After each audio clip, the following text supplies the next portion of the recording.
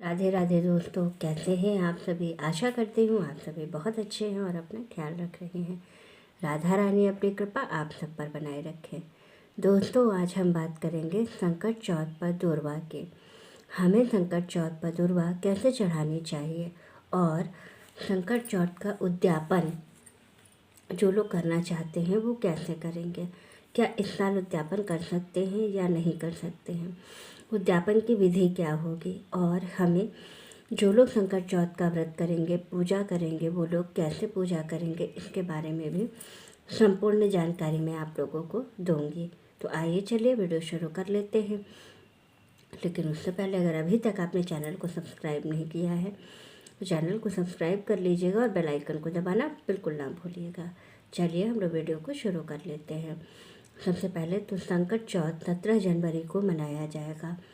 इस दिन जो जो भी महिलाएं हैं वे सभी अपने संतान की लंबी आयु के लिए संकट चौथ का व्रत करेंगे और सभी अपने पुत्र या संतान के लिए हमेशा उनके उन्नति की कामना करेंगी व्रत के साथ। अब हम बात करेंगे कि दूर्वा, जो गणेश जी को दूर्वा चढ़ाई जाएगी वो कैसी होनी चाहिए। तो जो गणेश जी को दूर्वा चढ़ाई जाएगी वो दूर्वा हमेशा बिल्कुल सीधी सीधी और 3 पत्तियां निकली हुई होनी चाहिए। दूर्वा हमेशा जो है गणेश जी को इस तरह से देखकर ही चढ़ाइएगा और 12 अंगुल से कम का दूर्वा नहीं होना चाहिए। गुरु कैसे नापेंगे हम 12 अंगुल दूर्वा की? 4 फिर 4 फिर 4, इस तरह से 12 अंगुल का दूर्वा हम गणेश जी को चढ़ाएंगे। और दूर्वा एक नहीं चढ़ाएंगे, हमेशा गांठ में चढ़ाएंगे, बंच में। तो आपको इस चीज़ का विशेष रूप से ध्यान देना है। गणेश जी को आपको तुलसी नहीं चढ़ानी है, भूल कर भी तुलसी आपको गणेश जी को नहीं चढ़ानी है। अब हम बात करेंगे उद्यापन की। जो लोग इस साल, बहुत से लोगों का क्वेश्चन है कि क्या हम इस साल इसका उद्यापन कर सकते हैं संकट चौथ का या नहीं कर सकते हैं। तो बिल्कुल आप इस साल उद्यापन कर सकते हैं और इसके बाद चाहे तो फिर से व्रत कर सकते हैं। लेकिन उद्यापन का नियम यही है, कम से कम 14 साल आपको गणेश चौथ का व्रत करना होता है। इसके बाद आप उद्यापन करके पुनः व्रत का प्रारंभ कर सकते हैं। अब उद्यापन आप कैसे करेंगे? उद्यापन की विधि में आपको 14 महिलाओं की ज़रूरत होती है। उन 14 महिलाओं के लिए आपको वस्त्र और श्रृंगार से संबंधित सामान चाहिए होता है। उसको आपको गणेश जी को पहले पूजा के साथ ही वहाँ पर अर्पित करना होता है। उसके बाद उन महिलाओं को ऐसे सर्कल में बैठा करके एक एक लोगों को सिंदूर का टीका लगा करके और कपड़ा और उसके ऊपर श्रृंगार का सामान रख करके और तिल का तिलकुट रख करके बायना के साथ और कुछ दक्षिणा दे करके उनका पैर छू करके ही आप इस तरह से व्रत का उद्यापन कर सकते हैं।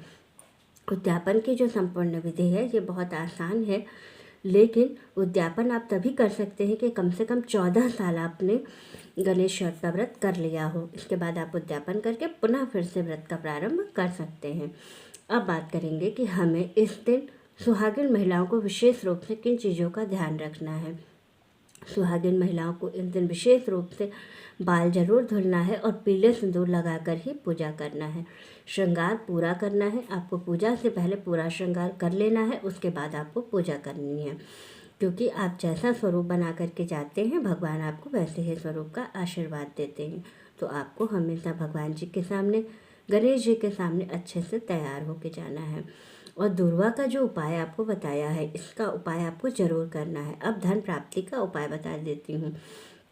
आप अपने संतान की उन्नति चाहती हैं और अगर आप संतान चाहती हैं, दोनों ही परिस्थितियों में, अगर आपके पास संतान नहीं है, आप संतान की प्राप्ति करना चाहती हैं और अगर आप धन प्राप्ति करना चाहती हैं, संतान की उन्नति करना चाहती हैं, तो आपको 2 सुपारी का जो उपाय जरूर करना है। 2 सुपारी लेनी है, दोनों सुपारी को गणेश जी के सामने पूजा करने के बाद रख देना है। इसके बाद आपको क्या करना है, उन सुपारी की भी वैसे ही पूजा करनी है जैसे आपने गणेश जी की पूजा की है।